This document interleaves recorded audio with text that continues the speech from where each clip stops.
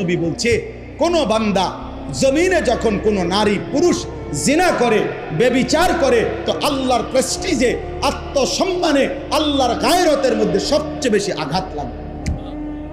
মালিক আমার বেশি গুসা হয়,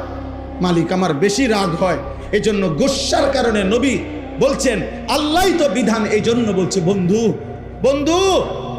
ওই জেনা করলো, ও ব্যভিচার করলো আমার জমিনে, ওরে খাওয়াইলাম আমি, ওরে পড়াইলাম আমি, এত বড় কায়নাত দিয়ে আমি তাকে লালন পালন করছি, ওরে আমি বলছি তার জন্য আমি হালাল বিবাহের ব্যবস্থা রাখছি, ওরে আমি বলছি তার স্ত্রী আমি ব্যবস্থা করেছি, ওর যৌন চাহিদা আমি আল্লাহ দিয়েছি, ওই নারী আমি সৃষ্টি করেছি, এই পুরুষ আমি সৃষ্টি করেছি, শাহওয়াত আমি সৃষ্টি করেছি, লজ্জাস্থানের চাহিদা আমি সৃষ্টি করেছি, এত কিছু আমার দেওয়া, ও আমার জমিনে আমার দেওয়া জিনিস পেয়ে নাফরমানি করলো। আল্লাহর নবীকে আল্লাহ